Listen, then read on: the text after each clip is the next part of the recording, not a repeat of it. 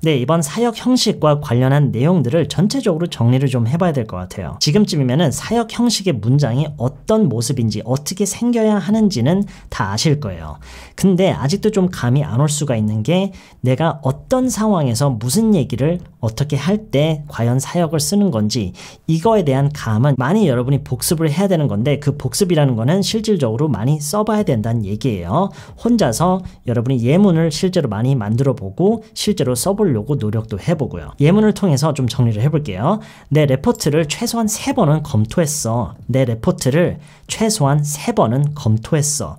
지금 이 얘기를요, 사역이고 뭐 다 잠시 잊고요. 그냥 이 얘기를 어떻게 해야 될까요? 내 레포트를 적어도 3번은 검토했어. 일단 검토하다라는 말을 영어로 오늘은 proofread라는 동사를 쓸게요. 어떤 종류의 검토냐에 따라서 조금씩 달라질 수가 있어요. 그냥 review라고 하는 경우도 있고 go over라는 이런 표현을 쓰기도 하고요. 근데 오늘은 proofread라는 말로 써볼게요. I proofread my report at least 3 times. 이런 식으로 얘기가 되겠죠. I proofread my report at least 3 times. 근데 저희가 배웠듯이 이렇게 얘기를 하면은 어디까지나 내가 그 proofreading을 한 거예요. 그쵸? 근데 내가 작성한 리포트를 내가 proofread를 하는 거는 좀 비효율적이겠죠. 그래서 보통 이런 얘기를 할 때는 물론 그 상황에 따라서 늘 어울리는 표현들이 있지만 사역을 굳이 쓰자면 어떻게 되죠? I had my report proofread at least 3 times. 이런 식으로 얘기를 할 수가 있어요. I had my report proofread at least 3 times. 일단 2번만 따라해 볼게요. I had my report proofread at least 3 times. I had my report proofread at least 3 times.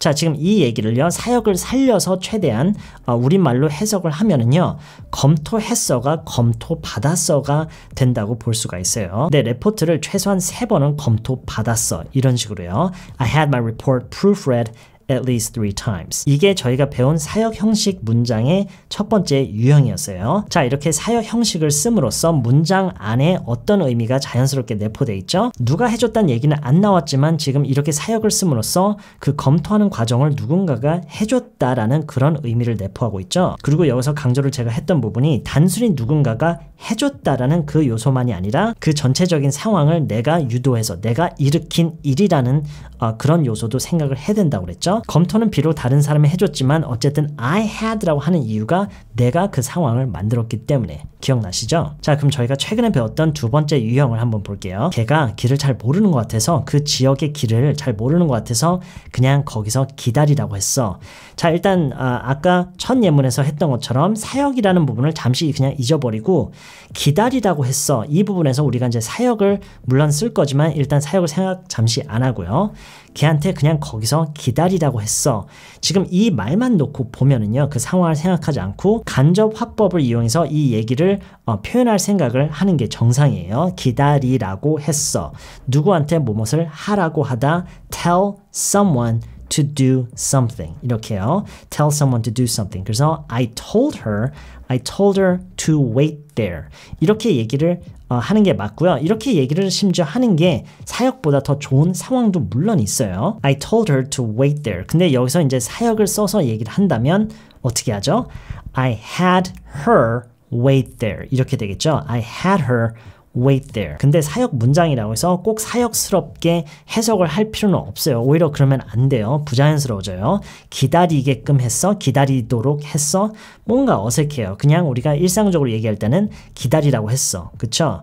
근데 이걸 이제 어떻게 구분해서 사용하면 좋으냐면 I told her to wait there 라고 하는 거는 어떤 상황에서 더 어울리냐면 그 상황이 지금 현재 진행 중일 때 그 일이 아직 이제 흘러가고 있는 중이에요. 현재 지금의 일이에요. 반면 사역을 쓰는 게 더 어울리는 경우는 그게 이미 다 지난 일일 때, 그러니까 기다리도록 지시를 한 상황에서 그렇게 일이 흘러서 그렇게 이루어졌을 때, 이럴 때는 사역으로 I had her wait there 라고 얘기를 하는 경우가 많아요. 꼭 이렇게 해야 된다는 건 아니에요. 그때그때 여러분이 전달하고자 하는 그 어감과 뉘앙스에 따라서 I told her to wait there, I had her wait there. 결과적으로는 여러분이 이거를 여러분이 판단해서 구분해서 사용하는 게 물론 좋겠죠. She didn't seem to be very familiar with the area, so I just had her wait there.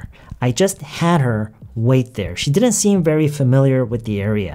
걔가 그 지역을 잘 모르는 것 같았어. 길을 잘 모르는 것 같았어를 이런 식으로 표현할 수가 있어요. She didn't seem to be very familiar with the area, so I just had her wait there. 전체적으로 한 번만 따라해 볼게요. She didn't seem to be very familiar with the area, so I just had her wait there.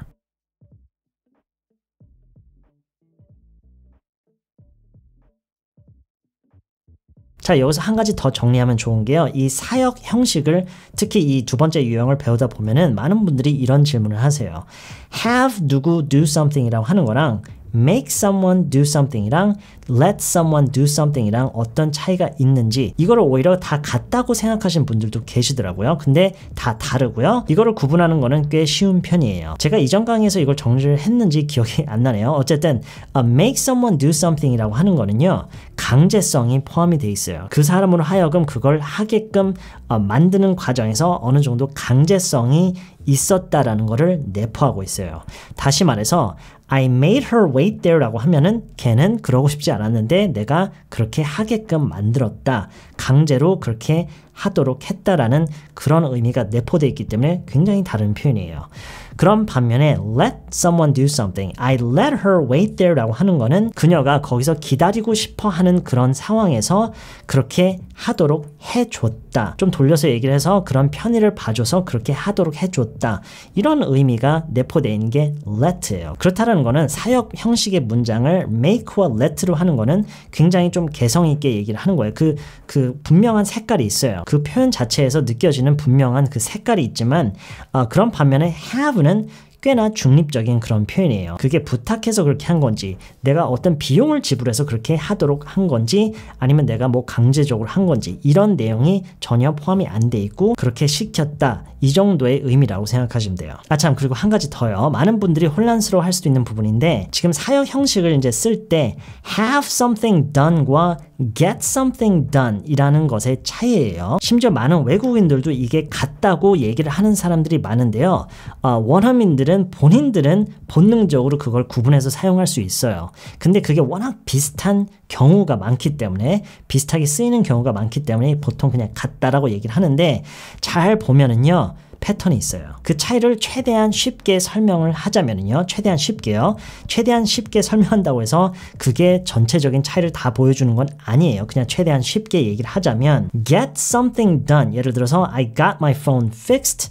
I got it delivered. 이런 식으로 get something pp로 얘기를 하는 경우는 그 결과에 대해서만 얘기를 하는 거예요. 무엇을 어떤 상태로 만들었다. 이런 결과에 대한 얘기고 have something pp라고 하는 거는 누군가에게 부탁을 했든 비용을 지불했든 아니면 강제로 했든 그거를 시켜서 그렇게 하게 했다라는 그 과정을 거쳤다라는 그런 내용을 얘기를 하는 거고 get something done이라고 하는 거는 그 결과만을 얘기를 하는 거예요. 그래서 이렇게 생각할 수도 있어요. 누구나 그냥 때가 되면 하게 되는 것들이 있죠. I got my hair cut, she got her nails done, they got their car washed 이런 식으로 누구나 그냥 때가 되면 하는 것들 이런 얘기에 대해서는 get를 쓰는 경우가 많아요. 왜냐하면 그 결과에 대해서만 얘기를 하는 거기 때문에 근데 어떤 예상치 못했거나 아니면 새롭게 어떤 주어진 그런 상황에서 그 상황에 내가 대처하는 그런 방식으로 누군가에 의해서 뭔가를 하게 했어요. 이런 얘기에 대해서는 get가 어울리지 않고 have로 얘기를 해야 더 자연스러워요. 물론 이것도 항상 그런 건 아니지만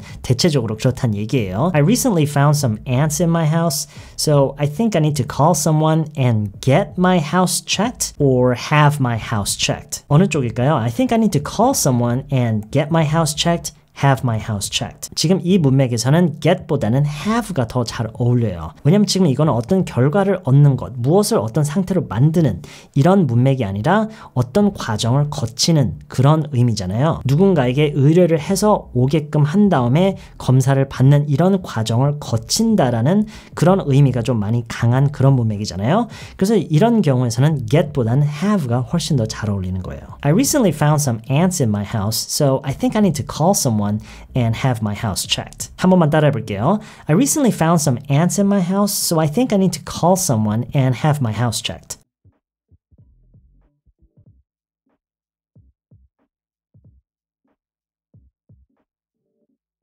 자, 오늘은요, 사역 형식과 관련해서 지금까지 저희가 배워왔던 내용들을 최대한 간략하게 정리를 좀 해봤고요.